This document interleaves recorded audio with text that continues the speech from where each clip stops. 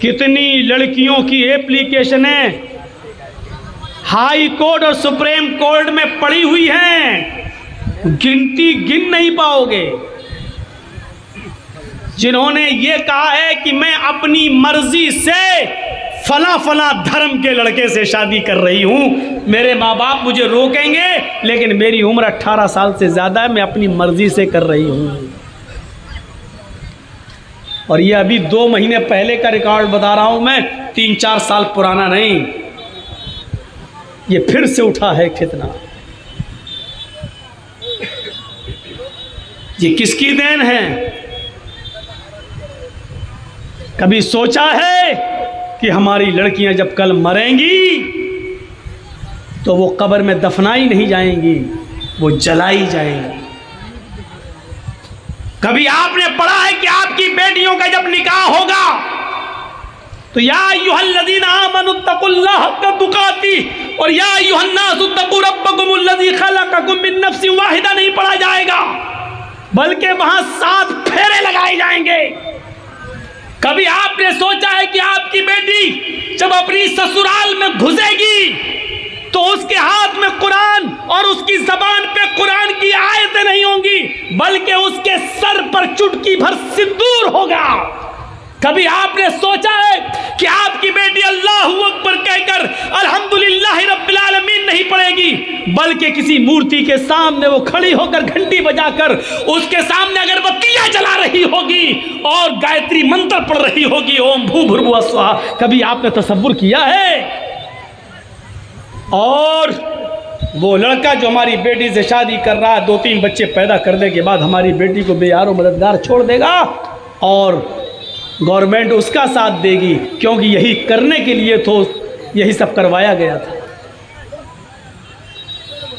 आपको मालूम है कितनी यूनिवर्सिटीज ने यह कह दिया है कि अल्पसंख्यक लड़कियों के लिए, अल्पसंख्यक मुसलमान का नाम नहीं है, अल्पसंख्यक में मुसलमान भी आते हैं, सिख भी आते हैं, ईसाई भी आते हैं, लेकिन इशारा मुसलमानों की तरफ है। अल्पसंख्यक समुदाय की 60% लड़कियों को एडमिशन दिया जाएगा, क्योंकि अल्पसंख्यक समाज में लड़कियां शिक्षा से और तालीम से दूर है। कभी आपने अपनी दिमाग की बत्तियां जलाई हैं? हमारे लड़कों को यूनिवर्सिटी में नौकरी, हमारे लड़कों को एडमिशन नहीं मिल रहा है, लड़कियों को 60% आप दे रहे हो, क्यों? इसकी वजह प्लानिंग नहीं, ये मशवरे नागपुर की सरजमीन पर होते हैं, नागपुर की सरजमीन पर। अब इससे ज़्यादा खुलकर हम कुछ नहीं कहेंगे। हमारी 60% लड़कियों को तुम एडमिशन ले रहे हो, क्यों?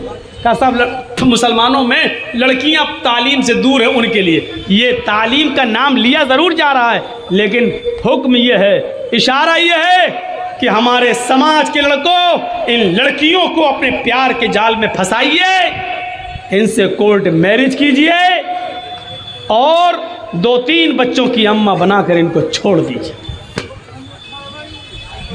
क्योंकि धोबी का गधा ना घर का ना घाट का। अब ये ना उधर जा सकती हैं, ना उनका समाज उनको कबूल करेगा और ना हमारा समाज ये दर दर की ठोकरें खाएगा। कौन जिम्मेदार है इसका? आप मोबाइल के बारे में नहीं पूछ सकते कि बेटी तेरे पास ये मोबाइल कहां से आया, और आया है तो ये 699 वाला और 698 वाला रिचार्ज करवाया कौन है? हमने तो ये पैसा नहीं दिया था। कभी पूछा है आपने? नहीं पूछ सकते हैं, नहीं है इतनी हिम्मत आपके अंदर, क्योंकि आपको मालूम है ज़्यादा सख्ती करेंगे बेटी भाग जाएगी, और भाग गई तो पूरे ख़ानदान की नाक कटा देंगे, मालूम है। ये उसी ढील का नतीजा है। ये 4 खूबियाँ अपने अंदर पैदा कीजिए, जिनके बारे में फरमाया कि बस सारी इंसानियत नुकसान के अंदर है, लेकिन जिनके अंदर ये खूबियाँ पाई गई वो नहीं है। जन्नत उनको मिल जाएगी, खोया हुआ मकाम उनको मिल जाएगा। जिस मकाम से हमारे बाप आदम को और हमारी माँ हव्वा को निकाला गया था, उस मकाम में हमें दोबारा एंट्री मिल जाएगी। वो 4 खूबियाँ क्या हैं? इल्लल्लज़ीना आमनू वअमिलुस्सालिहाति वतवासौ बिलहक़्क़ि वतवासौ बिस्सब्र। ईमान अपने अंदर पैदा कीजिए, जो लोग ईमान लाए, वअमिलुस्सालिहात, और जिन्होंने अमले स्वाले किए। देखिए ये 2 चीज़ें एक साथ पेश की, इल्लल्लज़ीना आमनू वअमिलुस्सालिहात, ईमान भी ज़रूरी और अमले स्वाले भी ज़रूरी। वतवासौ बिलहक़्क़ि वतवासौ बिस्सब्र, ये दोनों को एक साथ बयान किया। हक़ बात कहो और सब्र करो। क्यों? हक़ बात कहो और सब्र करो, ये दोनों का ताल्लुक़ क्या है? हक़ बात कहोगे तो परेशानी आएगी, हक़ बात कहोगे तो परेशानी आएगी, और परेशानी आएगी तो बर्दाश्त करो, सब्र करो। ये 2 चीज़ों को एक साथ पेश किया। आज बहुत जल्दी लोग हक़ बात के लिए तैयार नहीं होते, बोल ही नहीं सकते हैं। हक़ बात बोलेंगे तो CBI, IB, ATS। हमारे उत्तर प्रदेश का हाल तो बहुत ही बुरा चल रहा है। थोड़ा सा आपने कुछ भी कह दिया, कुछ भी, तो पहले तो आप अंदर जाओ। अब ये कहते रहो कि हमने नहीं किया, आपको ना कहने के लिए, ये साबित करने के लिए मैंने ये कहा नहीं। 4, 5, 10 साल आपको इसमें गुजारना पड़ा, इसी में चले जाएंगे। आपको शायद मालूम होगा, एक ऐसे ही कोई डाल दिया था किसी ने YouTube वगैरह पर, लेकिन उसमें एक तरफ देखा जाए तो सच्चाई है कि एक हाथी भाग रहा था जंगल में, तो भैंस ने उससे पूछा कि तुम कहां भाग रहे हो, कहां भाग रहे हो? तो हाथी ने कहा है कि मैं इसलिए भाग रहा हूं जंगल में कि अभी अभी ऐलान हुआ है कि जो भी भैंस जंगल में दिखाई दे उसको पकड़ो और उसको ठूस दो जेल के अंदर। तो भैंस ने कहा कि जब ऐलान तो भैंस का हुआ है कि जो भी भैंस मिल जाए उसको पकड़ के ठूसो, मारो, तो तुम तो हाथी हो, तुम क्यों भाग रहे हो? हाथी ने कहा है कि 20 साल तो मुझे ये साबित करने में लग जाएगा कि मैं भैंस नहीं हूं। तो भैंस ने कहा धप तेरी की, फिर वो भी भागी। तो ये सूरत हाल है इस वक्त हमारे मुल्क की, ये सूरत हाल है इस वक्त। हर आदमी का कलेजा नहीं है 35 और 36 मरतबा जेल में चला जाए। हर आदमी का, हर मौलवी का कलेजा नहीं है जो हक बात डंके की चोट पर कह दे, नहीं। इसलिए हक और सब्र को एक साथ बयान किया, वतवासौ बिलहक़्क़ि वतवासौ बिस्सब्र। हक बात कहोगे तो परेशानी आएंगी, तो 4 काम अपने अंदर पैदा कर लो। ईमान, नंबर 2 अमले स्वाले, हक बात कहना हर हाल में, और हक बात कहने में जो परेशानी आए उस पर सब्र करना। ये 4 चीज़ें। पहली चीज़ ईमान। ईमान कैसा? ईमान और अमले स्वाले दोनों ज़रूरी। आपके पास ईमान है, अमले स्वाले नहीं, बेकार है। ईमान है लेकिन अमले स्वाले नहीं, बेकार। अमले स्वाले है लेकिन ईमान नहीं, तो भी बेकार है। आपने कभी देखा है गैर मुस्लिम लोग भी गरीबों की कितनी मदद करते हैं? ज़रा बम्बई चले जाओ, टाटा हॉस्पिटल के सामने खड़े हो जाओ, लाइन लगी हुई है गरीबों की मदद करने वालों की। कैंसर पेशेंट वालों को मदद करने के लिए कितने लोग आते हैं, कितनी संस्थाएं आती। लो साहब कितना का खर्चा? 4 लाख, लो 3 लाख हम दे रहे हैं, लो 2 लाख हम दे रहे हैं हमारी तरफ से। कोई फल लेके चला आ रहा, कोई खाना लेके चला आ रहा, कोई कुछ करते हुए। कितना अच्छा काम है अगर बज़ाहिर देखा जाए, लेकिन सवाब क्या मिलेगा? कुछ नहीं। क्यों? क्योंकि अमले स्वाले तो है लेकिन ईमान नहीं। हमारे पास ईमान है लेकिन अमले स्वाले नहीं, अमले स्वाले नहीं। ईमान किसको कहते हैं? अमले स्वाले क्या है? अबू दहदा अंसारी के ऊपर नजर डालिए। अल्लाह के नबी जनाब मोहम्मद रसूलुल्लाह सल्लल्लाहु अलैहि वसल्लम के पास सहाबा की एक मीटिंग है, सहाबा बैठे हुए हैं। नबी अकरम के ऊपर कुरान की आयत नाजिल होती है, आपने सहाबा को बताया, आए सहाबियों, मंज़ल्लज़ी युक़रिज़ुल्लाह क़र्ज़न हसना, कौन है जो अल्लाह को कर्ज हसना देगा? अल्लाह को कर्ज हसना। सहाबा ने कहा, अल्लाह के नबी, क्या अल्लाह भी कर्ज हसना लेता है? अल्लाह को भी कर्ज की ज़रूरत है? फरमाया कि हाँ, अल्लाह रब्बुल आलमीन भी कर्ज लेता है, कर्ज हसना। जो अल्लाह को कर्ज हसना देगा, अल्लाह बदले में उसको जन्नत देगा। तुम दुनिया में अल्लाह की राह में खर्च करोगे, अल्लाह उसके बदले तुम्हें जन्नत देगा। कुरान की आयत नाजिल होती है, आपने सहाबा को सिर्फ अभी बताया ही है कि अल्लाह ने यह आयत नाजिल की है, जो हमको कर्ज देगा हम उसको बदले में जन्नत देंगे। इतना कहना था कि हजरत अबू दहदा अंसारी उठते हैं, खड़े होते हैं, कहते हैं, अल्लाह के नबी, अगर मैं अल्लाह को कर्ज हसना दूं तो अल्लाह बदले में हमको क्या देगा? अल्लाह के नबी फरमाते हैं, अल्लाह बदले में तुम्हें जन्नत देगा।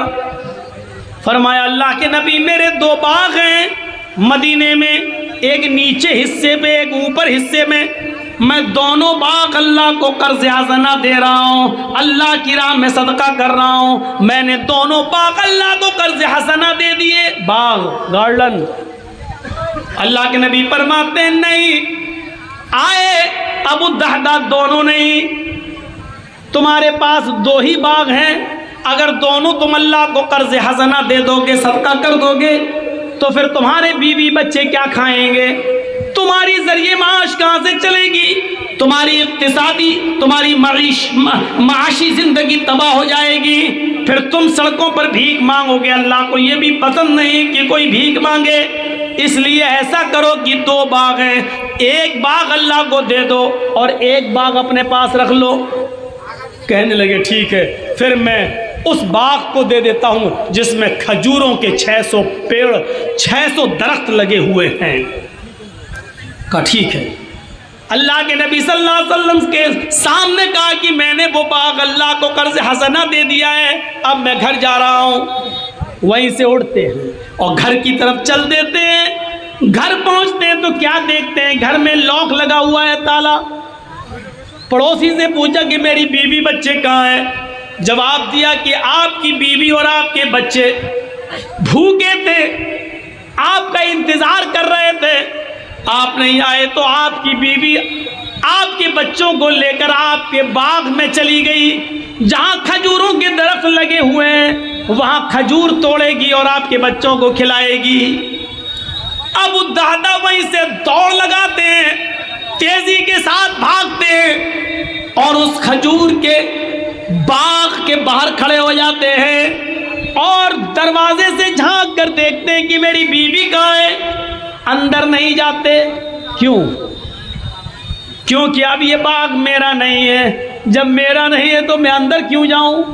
ये बाग जब मैंने अल्लाह को कर्ज हसना दे दिया है, सदका कर दिया है, तो अब मेरा क्या हक है?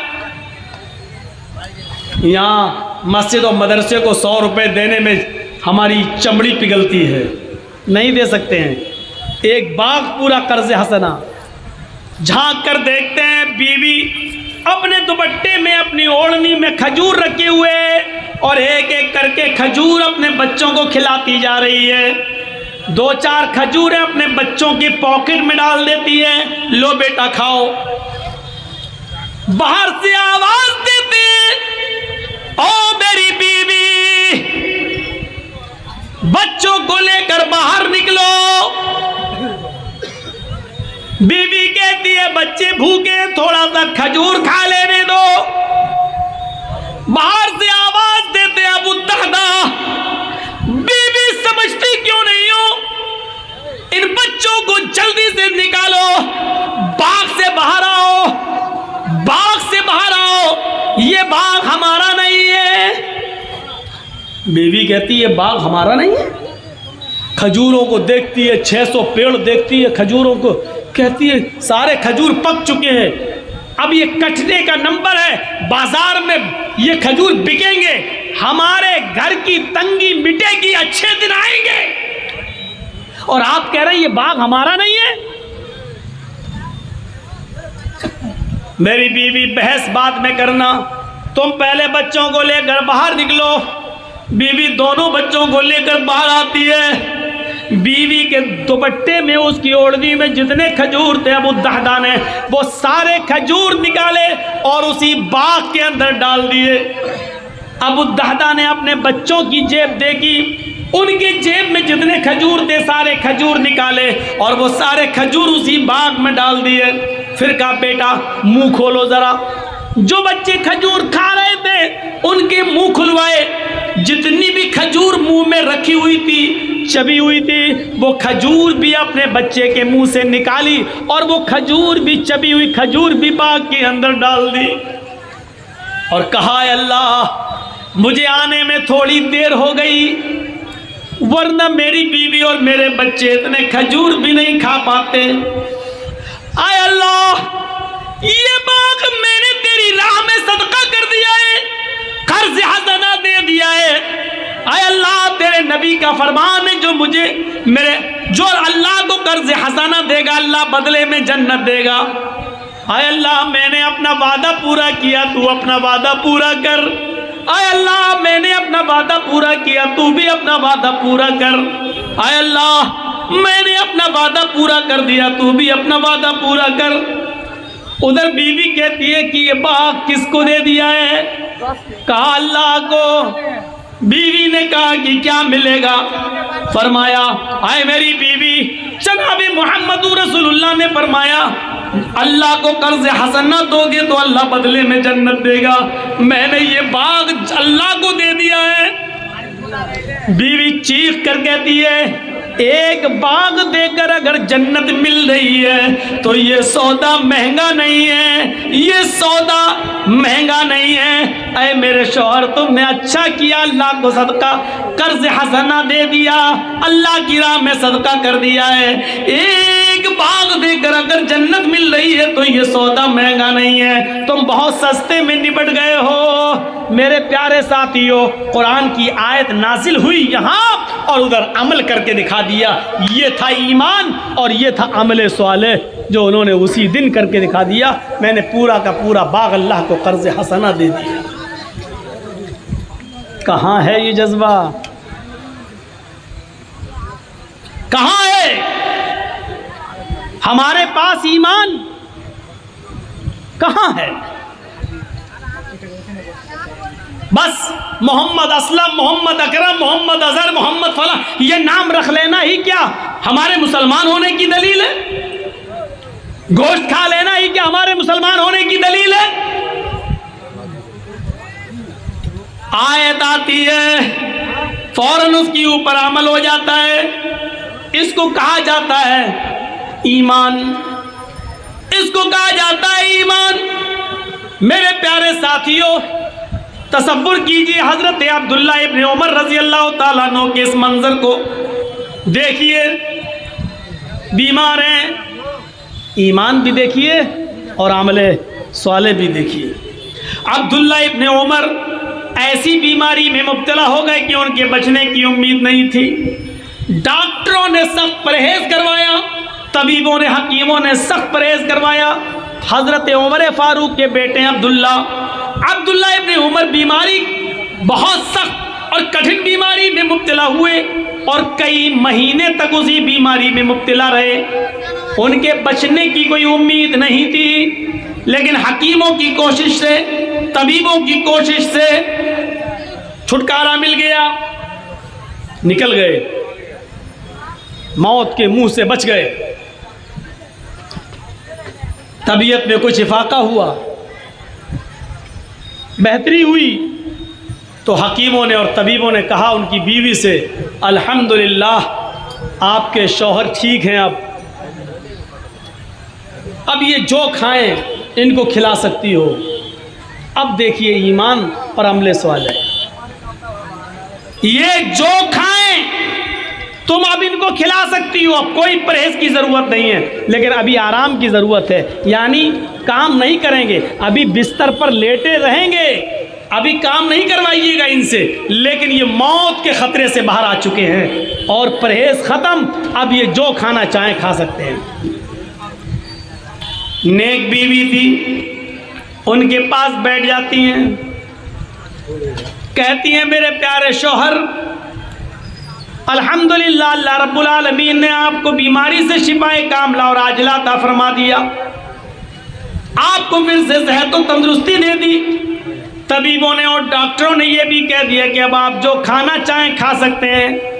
अब बताइए कि आपकी क्या तमन्ना है।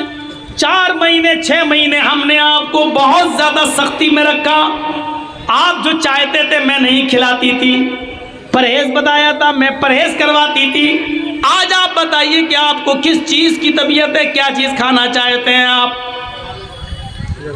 जैसे ही बीवी ने पूछा क्या खाना चाहते हैं, फ़ौरन कहा बीवी अगर मछली मिल जाए तो बना दो, बहुत दिनों से मछली खाने को दिल कर रहा है। कहा ठीक है। अपने खादिम से कहा, बीवी ने अब्दुल्ला इब्ने उमर के पास जो खादिम था, कहा कि जाओ बाज़ार से ये पैसे ले जाओ और अच्छी मछली लेके आओ। इत्तेफाक देखिए रोज़ाना बाज़ार में मछली आती थी, लेकिन उस दिन नहीं आई। होता है, आप रोज़ाना टिकट लेके बैठिए ट्रेन में, टीटी नहीं आएगा, जिस दिन नहीं लेंगे आ जाता है। कई मरतबा ऐसा हो, तजर्बा करके देखा होगा आप। रोज़ाना बाज़ार में मछली आती थी। आज अब्दुल्ला इब्ने उमर ने ख्वाहिश जाहिर की कि आज मछली खाने को दिल कर रहा, और आज ही मछली नहीं आई। ग़ुलाम पैसे लेके वापस चला आया, कहने लगा मछली नहीं मिली बाज़ार में। अब वो डांटने लगी, वाह इतने बड़े मार्केट में तुम्हें मछली नहीं मिली, अंधे हो, दिखती नहीं तुम्हें। अब्दुल्ला इब्ने उमर ने कहा अपनी बीवी से क्यों डांट रही हो इस बेचारे को, इसका क्या कसूर है। ये बेचारा गया बाज़ार में, मछली ढूंढी, तलाश किया, नहीं मिली तो क्या कर लेगा, कोई बात नहीं कल आ जाएगी।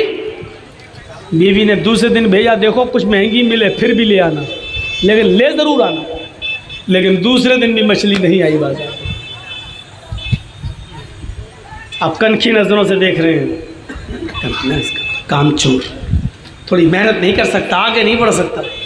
लेकिन अब्दुल्ला इब्ने उमर के आगे नहीं चल रही है बीवी की, नहीं, उसने ढूंढा है, तलाश किया, नहीं मिली, क्या करे। तीसरे दिन गया खादिम, तीसरे दिन मछली मिल जाती है।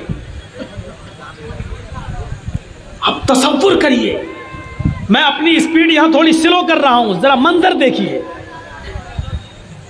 तीसरे दिन मछली मिल गई, बीवी ने उसको बनाया, काटा, पीस किए, फिर उसको अच्छी तरीके से साफ किया, धोया, तेल में भूना, मसाला डाला और बेहतरीन किस्म की अच्छी तरीके से मछली पकाकर और उसके साथ पराठा बनाया। दस्तरखान लगा दिया शौहर के बिस्तर पर ही, फिर कढ़ाई उठा के लाई, दस्तरखान पर रख दी, पराठा उठा के ले आई, अपने हाथ से शौहर को उठाती हैं, बिठाती हैं और पराठे का लुकमा तोड़ती हैं, उसमें मछली लगाती हैं और अपने हाथ से अपने हस्बैंड के, अपने मुंह के, अपने शौहर के मुंह तक ले जाती हैं। जैसे ही वो लुकमा उनके मुंह तक जाता है, अभी उन्होंने मुंह खोला भी नहीं था, इतने में दरवाजे पर एक आवाज आती है, शैअन लिल्लाह। क्या घर के अंदर खाने की कोई चीज है जो अल्लाह के नाम पे मुझे मिल जाए? मेरे बच्चों ने 5 दिन से खाना नहीं खाया। यहां ईमान टटोलने की जरूरत है और यहां अमले सवाले की जरूरत है। रोटी का लुकमा भी बीवी के हाथ में है, मुंह खुला हुआ है, यहीं से हाथ पकड़ लेते हैं अब्दुल्ला इब्ने उमर अपनी बीवी का, ऐसे दस्तरखान पर रखो, आवाज पर कान लगाओ, शैअन लिल्लाह। कुछ मिल जाए। मेरी बीवी मेरे बच्चों ने भी कई दिनों से खाना नहीं खाया। अब्दुल्ला इब्न उमर फौरन वो दस्तरखान उठाते हैं पराठे के साथ और मछली के साथ और अपनी बीवी के हवाले करते हैं। मेरी बीवी, जिसके बीवी और बच्चे कई दिनों से भूखे हो और ये आवाज सुन लेने के बाद ये मछली, ये पराठे का लुकमा मेरे हलक के नीचे चला जाए, कयामत के दिन में अपने अल्लाह को क्या मुंह दिखाऊंगा? ईमान का कौन सा हिस्सा मेरे पास रहेगा? जाओ उसको दे दो। हम लोगों की बीवी होती तो क्या कहती? इसी वक्त टपकने को था, थोड़ा सा और रुक जाता। अभी आने को था क्या? थोड़ा सा और सब्र नहीं हुआ? एक तो 3 दिन तक मछली नहीं मिली, तीसरे दिन मछली मिली तो बड़ी मेहनत से उसको पकाया, साफ किया, पकाया दस्तरखान पे, और जैसे ही खिलाने चली वैसे ही साफ अल्लाह के नाम पे मांगने वाला आ गया।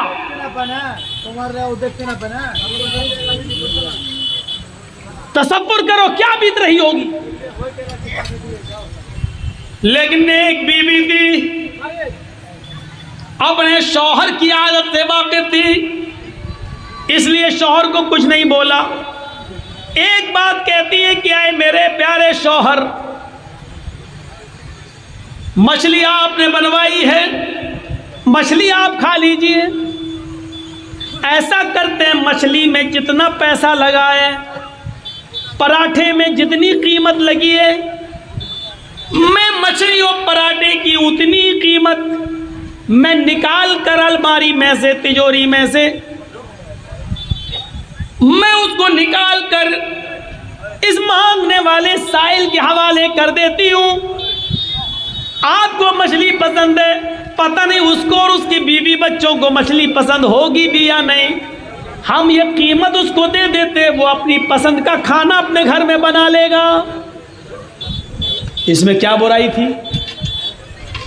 कहने लगे मेरी बीवी तुम बहुत ठीक मशवरा दे रही हो, मछली यही रहने दो, मछली हम खाएंगे, आप खा लेंगी, हम लोगों के बच्चे खाएंगे, लेकिन मछली और पराठे में जो कीमत लगी है वो निकाल कर उसको दे दो।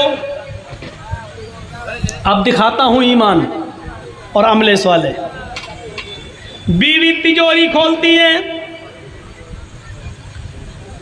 कीमत निकालती है और लेकर देने जा रही हैं। अब्दुल्ला इब्न उमर ने कहा इधर आओ, देखूं तुम कम तो नहीं दे रही हो उसको। उन्होंने जब उस दिरहम गिने तो अंदाज़ा लगा लिया कि मछली इतने की होगी, तेल मसाला इतने का होगा, आटा इतने का होगा, सबकी कीमत के हिसाब से जोड़कर कहा कि ठीक है मेरी बीवी, तुम कुछ ज़्यादा ही दे रही हो, कम नहीं दे रही हो। अच्छा है, ठीक है, जाओ दे आओ।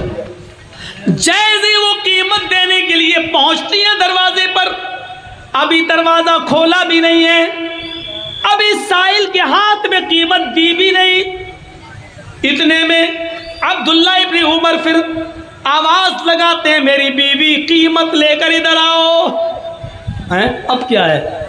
इधर आओ। आ गए, कीमत लाओ। क्या करेंगे आप?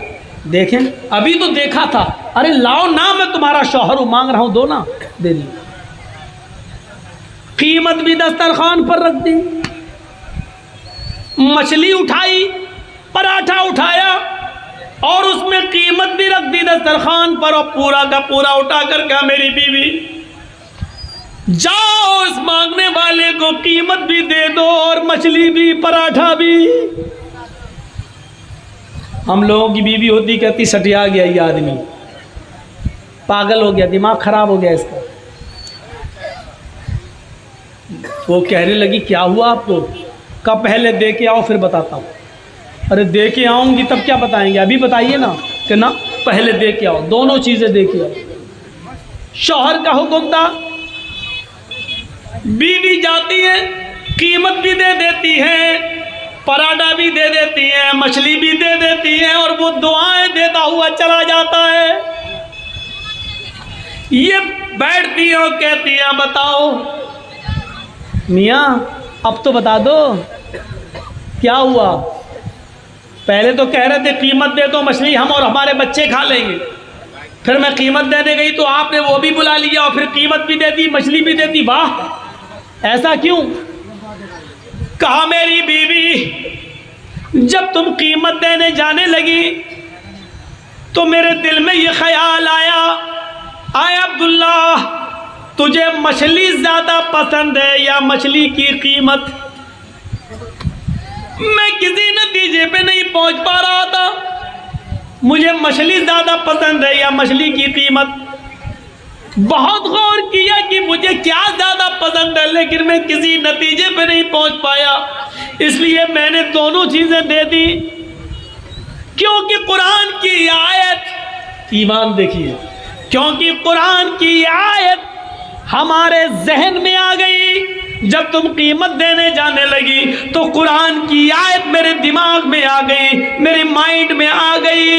लन तनालुल बिर्रा हत्ता तुनफिकू मिम्मा तुहिब्बून। तुम उस वक्त तक नेकी नहीं पा सकते हो, तुम्हें उस वक्त तक सवाब नहीं मिल सकता है जब तक तुम अल्लाह की राह में वो चीज खर्च न करो जो तुम्हें सबसे ज्यादा पसंद है, जो तुम्हें सबसे ज्यादा महबूब है। जब तक अपनी सबसे चहेती चीज को कुर्बान नहीं करोगे, अल्लाह की राह में नहीं दोगे, तुम्हें नेकी नहीं मिलेगी। मैं सोचने लगा अल्लाह में मछली दूं तब सवाब मिलेगा या कीमत दूं तब सवाब मिलेगा? अल्लाह मुझे कीमत ज्यादा पसंद है या मछली ज्यादा पसंद है? अल्लाह मुझे क्या पसंद है? लेकिन मैं किसी नतीजे पे नहीं पहुंच पाया कि मुझे कीमत पसंद है या मछली, इसलिए मैंने दोनों चीजें दे दी। आय अल्लाह मुझे नहीं मालूम कि मुझे मछली ज्यादा पसंद है या उसकी कीमत। आय अल्लाह तेरी नजर में जो बेहतर हो उसका सवाब तू मुझे दे दे। अल्लाह मेरे नामे अमाल में सवाब लिख दे। अल्लाह मुझे नेकी से नवाज दे। अल्लाह मैंने साहिल को मछली भी दे दी, उसकी कीमत भी दे दी। मेरे प्यारे साथियों, ये था ईमान और ये था अमले साले जो दिल की गहराइयों से होता है। इल्लल्लज़ीना आमनू व अमिलुस सालिहात, जिनके अंदर ईमान है और जिन्होंने ईमान के साथ साथ अमले साले किए, ये लोग कामयाब हैं और ये लोग नुकसान में नहीं है, ये लोग जन्नत में जाने वाले लोगों में से हैं।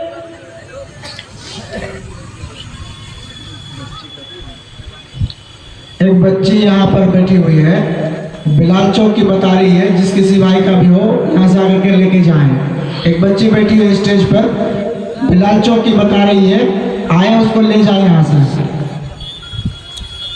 चलिए ठीक है, वो जिसकी होगी ले जाएगा, और किसी के ना हो तो हमको दे दीजिएगा, हम ले जाएंगे। तो ईमान और अमले साले देख रहे हैं, ये था ईमान और ये था अमले साले। आइए दो चीज़ें और दिखा दूँ। वतवासौ बिल हक़्क़ि वतवासौ बिस सब्र। तुम्हारे मुंह पे तुम्हारी जैसी, हमारे मुंह पे हमारी जैसी, ये नहीं है इस्लाम में। इस्लाम के अंदर दो टूक सही सही है, डंके की चोट पे बोलो। गलत को गलत कहो, डंके की चोट पे कहो। है गलत तो गलत, ऐसा भी कर लो वैसा भी, तुम्हारे मुंह पे तुम्हारी जैसी, हमारे मुंह पे हमारी जैसी नहीं। वतवासौ बिल हक़, हमेशा हक बात कहो। और सबसे बड़ा जिहाद तो अल्लाह के नबी ने यही बताया है, अफजलुल जिहादी कलिमतुल हक़।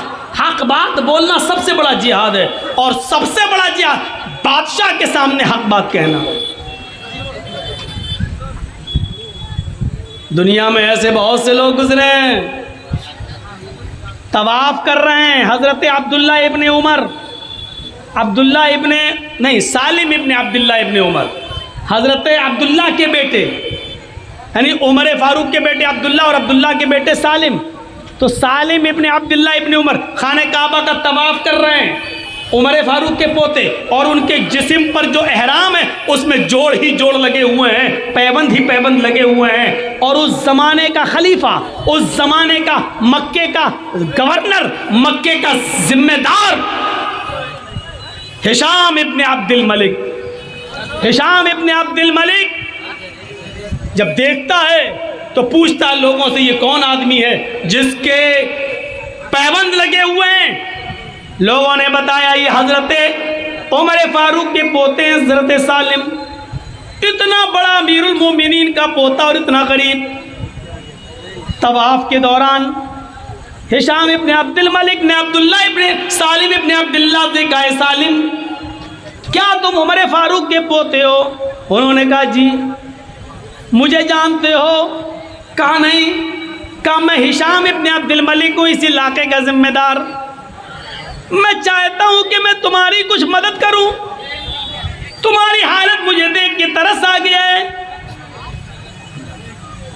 इतनी बड़ी जमीन का मालिक हजरत उमर, 22 लाख मुरब्बा मील पर हुकूमत करने वाली शख्सियत, और उसका पोता अब्दुल्ला, उसका पोता सालिम। यह हाल है कि उसको एक एहराम में भी 20-20, 22-22 जोड़ लगे हुए हैं, पहनने के लिए एहराम भी नहीं। तुम जल्दी से तवाफ करो, जल्दी से नमाज पढ़ो और मेरे साथ चलो, मैं तुम्हें कुछ देता हूं बैतुल माल से। हजरत सालिम इब्न अब्दुल्ला मुस्कुराते हैं और मुस्कुरा कर कहते हैं, नी ला अस्तही मिन अल्लाही अन असला फी बैतिही गैरा। हिशाम, मैं इस वक्त खाने काबा में हूँ, अल्लाह के घर में हूँ, और अल्लाह के घर में होते हुए मुझे अल्लाह से शर्म आती है कि उसके घर में होते हुए मैं किसी गैर के सामने अपना दामन फैलाऊं, मैं किसी से भीख मांगूं, मुझे शर्म आती है अल्लाह से। क्या जवाब दिया? मुझे शर्म आती है, अल्लाह के घर में हूं, अल्लाह से शर्म आती है कि उसके घर में होते हुए किसी गैर से मांगूं? नहीं। हिशाम की बड़ी, अब नीतीश हमसे अगर कह दें कि जर्जीत साहब बोलो मांगो, क्या मांगते हो? मैं पूरे बिहार का मालिक हूँ, बोलो क्या चाहते हो? तो हम तो ऐसी ऐसी चीज़ें मांग लेंगे कि भाई उसके पास से क्या जा रहा है, दे देगा। गौर करो सालिम इब्न अब्दुल्ला ने क्या कहा, अल्लाह के घर में अल्लाह से शर्म आती है कि उसके घर में होते हुए किसी गैर से मांगो। तो कितनी बड़ी इंसल्ट हो गई। खाने काबा का तवाफ पूरा हो गया। हज़रत सालिम ने 2 रकात नफिल नमाज भी पढ़ी मकाम इब्राहिम पर। फिर दोनों हाथों को उठाया, रफ़ा यदैहि लस्समा, दोनों हाथों को उठाकर उन्होंने अल्लाह से दुआ भी मांगी। हिशाम देख रहा है कि सालिम इब्न अब्दुल्ला दुआ मांग रहे हैं। दुआ मांग कर जब ये बाहर निकलते हैं तो हिशाम इब्न अब्दुल मलिक चौराहे पर एक रास्ते में इनको पकड़ लेता है और कहता है, अल-आन खरजता मिन बैतिल्लाह फस्अल। आए सालिम, ये तो अल्लाह का घर नहीं है, अल्लाह के घर में शर्म आ रही थी किसी गैर के सामने दामन फैलाने में।